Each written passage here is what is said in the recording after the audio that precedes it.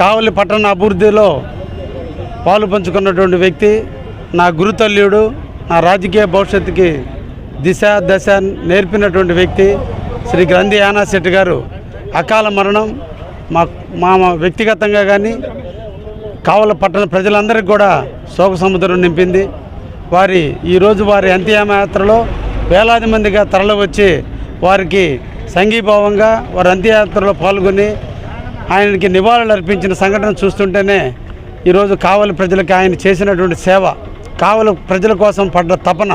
ఆయన కావలి ప్రజలతో మమేకమైనటువంటి విధానాన్ని ఈరోజు ప్రజలు అందరూ కూడా కులాలకి, మతాలకి, వర్గాలకి, వర్ణాలకి, ప్రాంతాలకి అతీతంగా, రాజకీయాలకు అతీతంగా ఈరోజు వచ్చి ఆయన అంత్యయాత్రలో పాల్గొన్నందుకు పేరు పేరున కావలి పట్టణ ప్రజలందరికీ కూడా ధన్యవాదాలు తెలియజేస్తున్నాం. నిజంగా ఒక మహోన్నతమైన వ్యక్తిని ఈరోజు మేము కోల్పోయాం. వారి ఆశయ సాధనలో వారు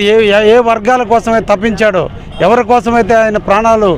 ప్రణంగా పెట్టుకుని ఆస్తులన్నింటినీ కర్పూరంగా కరిగిపోతున్నప్పటికీ కూడా నిరంతరం కావలి ప్రజల కోసం తప్పించాడో, ఆయన ఆశయాలు నెరవేర్చే దాంట్లో నేను కూడా పాలు పంచుకుంటానని కూడా ఈ సందర్భంగా తెలియజేస్తూ, ఆ కుటుంబానికి